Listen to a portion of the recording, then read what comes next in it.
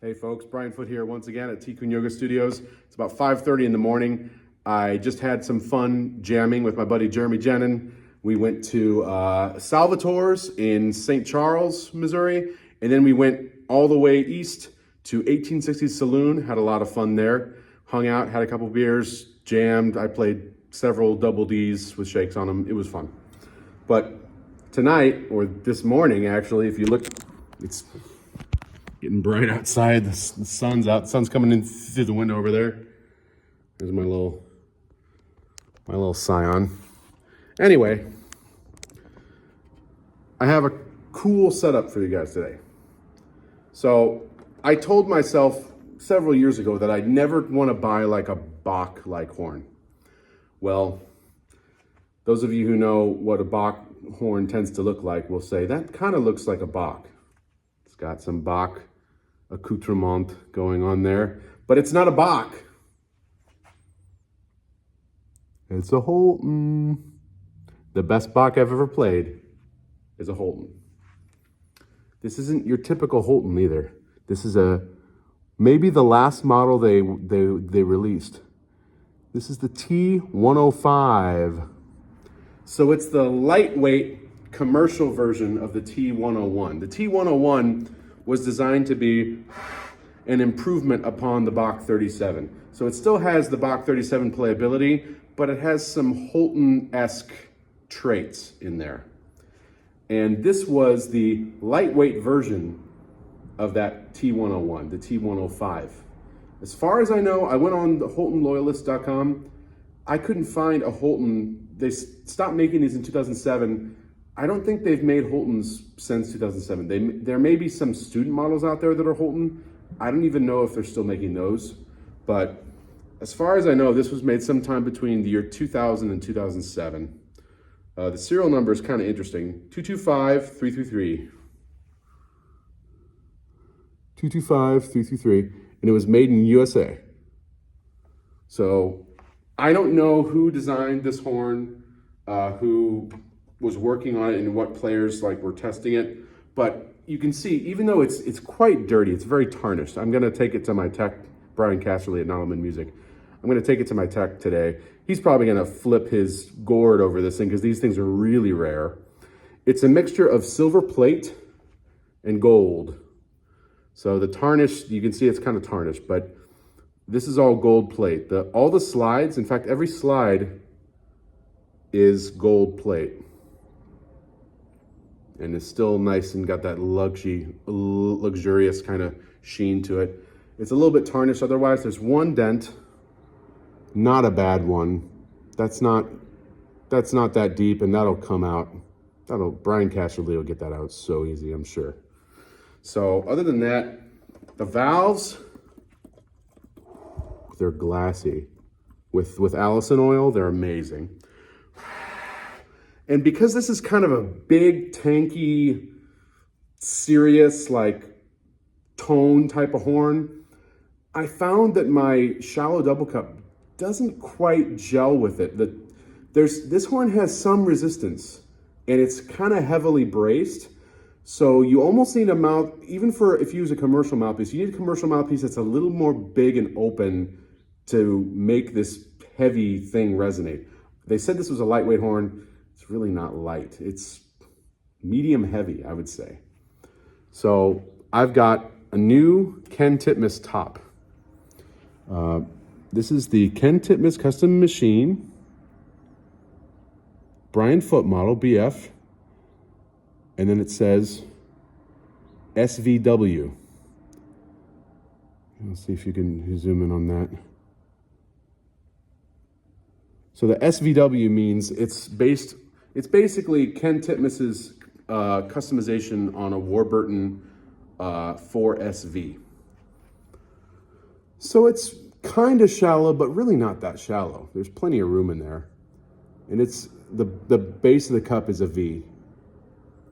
Plenty of room. For a lead mouthpiece, this is getting rather large for a lead mouthpiece. I had him customize the rim. So he softened the inner and outer bite quite a bit, softened them quite a bit, and he put the high point of the rim a little bit farther to the outside edge. So this mouthpiece feels pretty big on the face. I would say like a 1.5C player could play on this. They might think it's a little small, probably not. Anyone who likes a 3C, like a 3 Bach or a 1.5 Bach, could probably play on this. So for me, this is kind of a big mouthpiece. It's definitely a little bit deeper and quite a bit more open than my normal vintage double cup. And I have a new backbore for this. So this top has a 27 throat. It's unmarked, but it's a 27. And this is my Ken Titmus RT1, and it goes from 27 to 32. So it gets very tight here, but it's rather open up here. So right about here is when it gets to 32. So there's a little bit of distance where I got a big 27 throat, and then it tapers down into 32. So this is basically new horn, new backboard, new top, tired chops, and we'll see where everything is at right now after about 4 hours.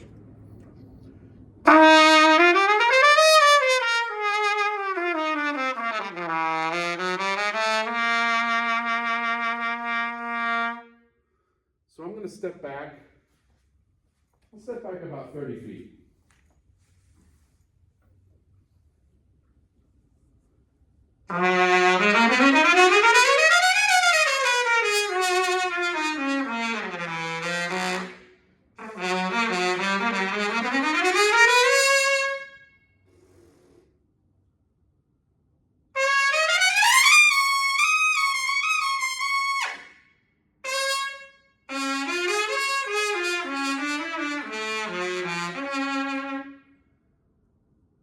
This horn is quite a bit louder than my Nova.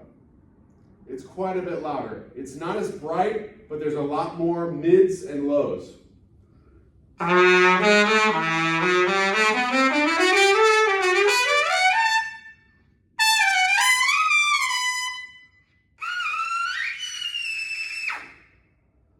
So it kind of works up to that double F sharp, or triple F sharp, but it doesn't have the teeth in the sound. It's not as focused as my normal scream setup.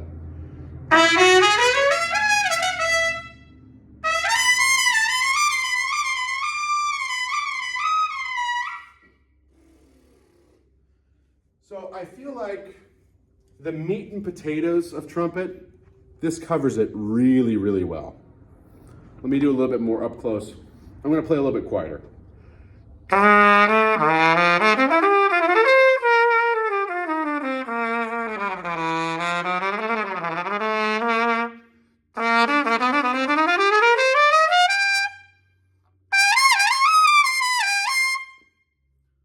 So for 90% of what I need to do, this trumpet will just have this big sound that'll carry my intentions.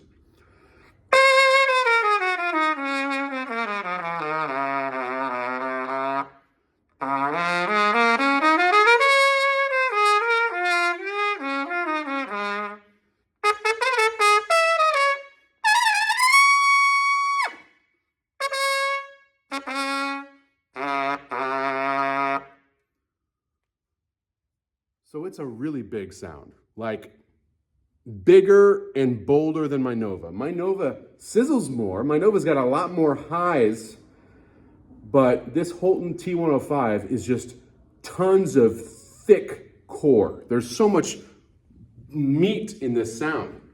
I'm going to step about 10 feet.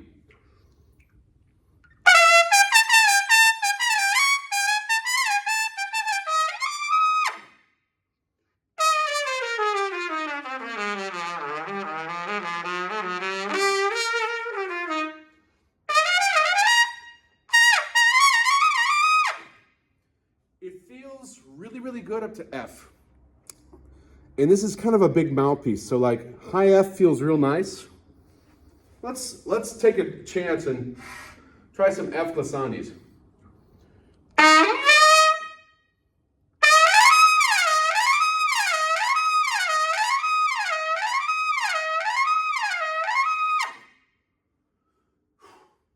It's a bit of work. It's a bit more work than my Nova and my double cup, but I feel like the sound is just like regal and rich and fat and beautiful.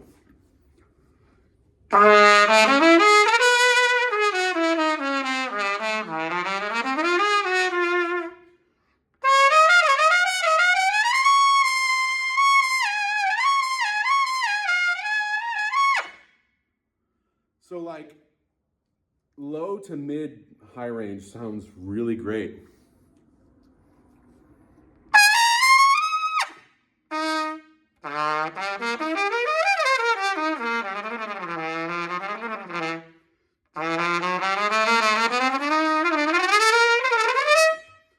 And the valves, they're a little high for what I'm used to, but they're just, the action is glassy. They're glassy.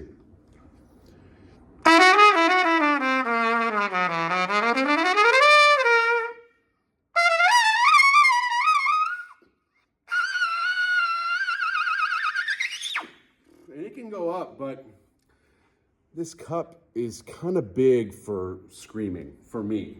I like something a little bit narrower, and a little bit shallower. It's just on the cusp. The cup for me is just on the cusp of being too big, but it's not too big that I can't use it.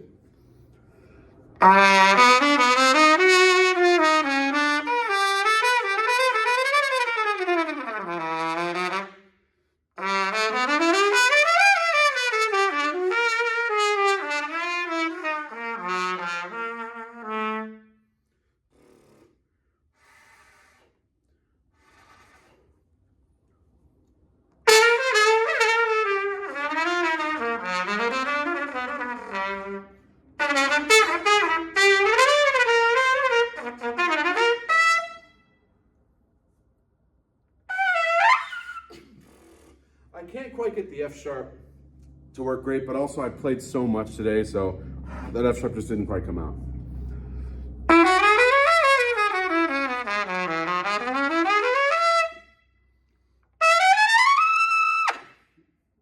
There it is.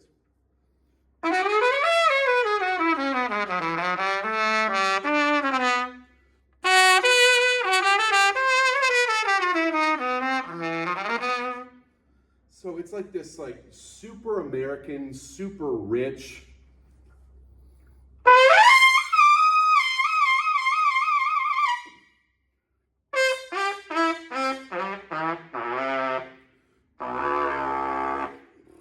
Very, very massive, massive sound.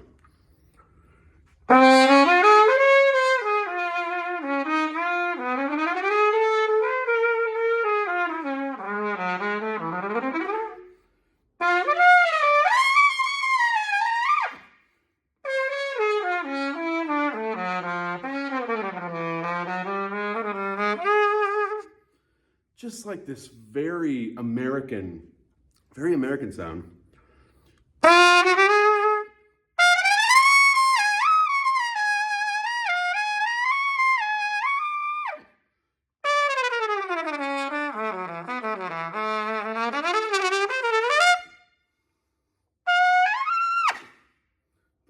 F sharp.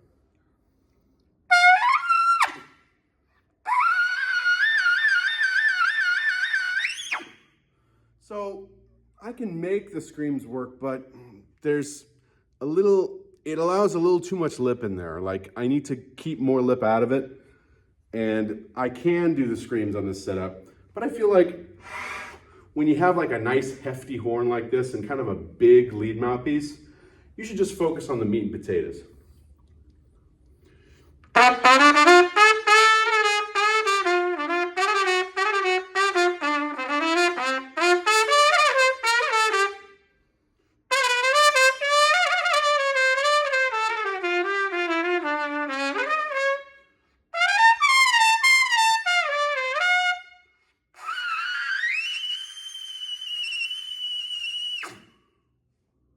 So we can do like triples and stuff, but I got my Nova and I got my double cup for that.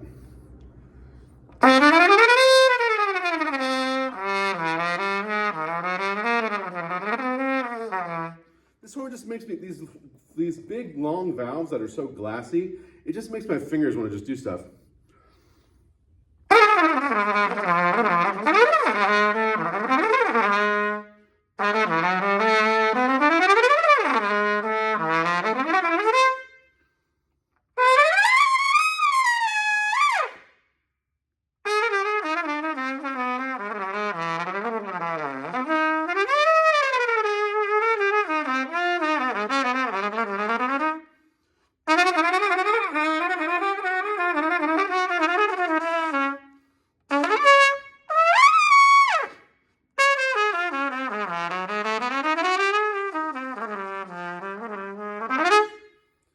I feel like this horn kind of wants to shout. It kind of wants to yell. Not scream. It's really not a screamer horn. It's definitely a shout horn.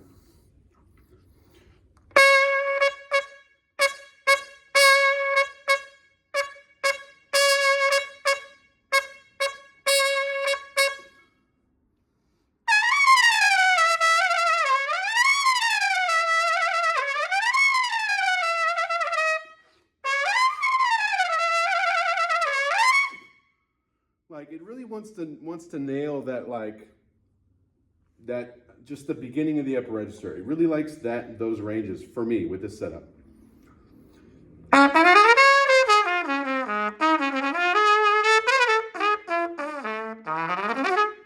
And again, I've had this for less than 24 hours, so I'm totally getting used to how it blows.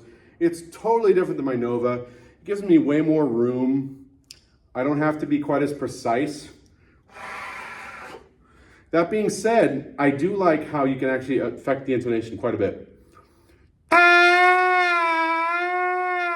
Like you can go up. You can go up quite a bit on this horn.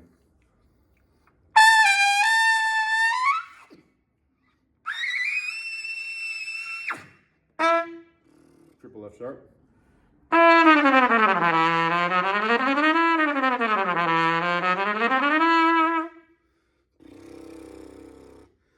My lips are really tired.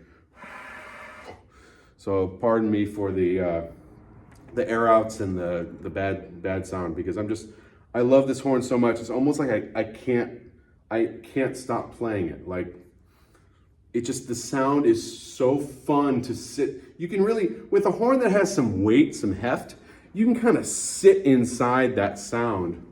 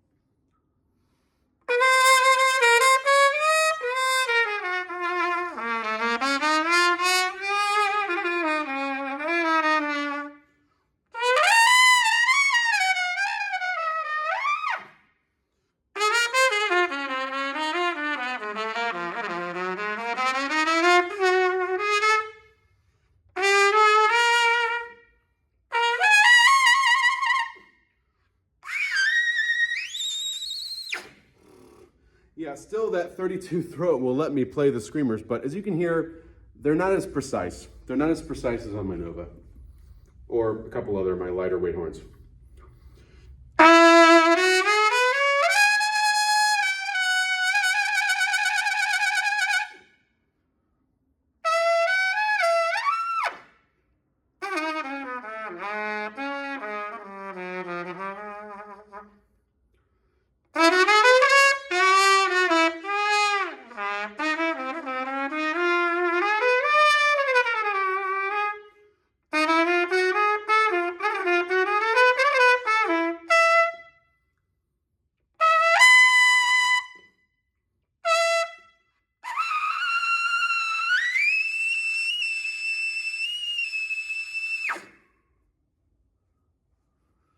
Holton T105.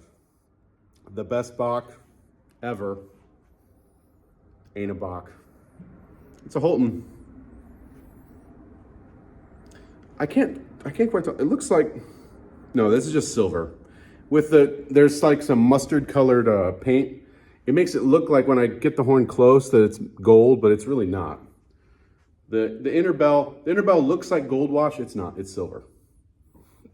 I wish it was gold wash though. That would be really cool. And that would fit the color scheme, the way all the slides are gold too. So I just love this trumpet. Like, it's unlocking things in my sound that I didn't know I really had. Like, my Nova has a great sound too. My Andrea Giuffretti has a nice, compact, rich section sound. My King has a nice, like, dark, soloistic kind of sound. This feels like I could sit in front of a big band and just play like solos on it and not worry about the section part.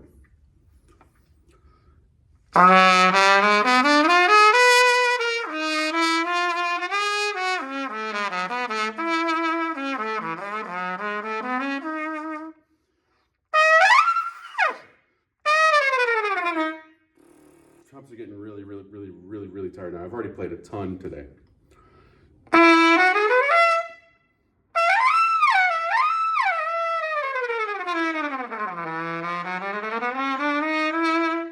I think one reason that trumpet players like watching my videos is because I rarely edit anything, and almost everything that I do, I shouldn't say almost, everything that I show on this channel is recorded with a stock iPhone, no peripherals, no editing, no nothing. So it's completely real. So yeah, I'm pushing myself and I'm really tired. So occasionally I'm gonna miss notes. That's just part of it. I don't like watching those videos of studio musicians where they're just, it's all completely soulless, and it's the edited stuff after they're done making the recording, and it's like you can tell each thing was added piece by piece and it wasn't all done in the same room. I don't like stuff like that. Like, to me, there's no soul in that. Like,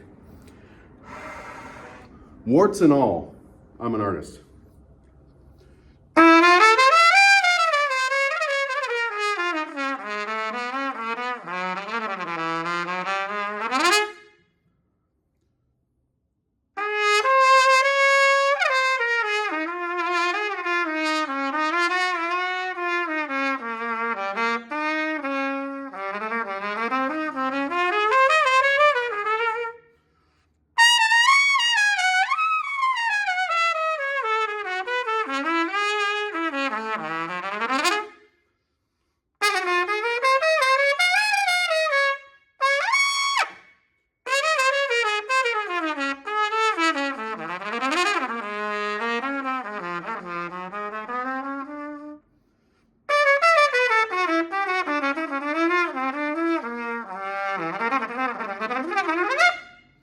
This horn's just too much fun, but I gotta cut it off. It's already been almost 24 minutes, so toodles.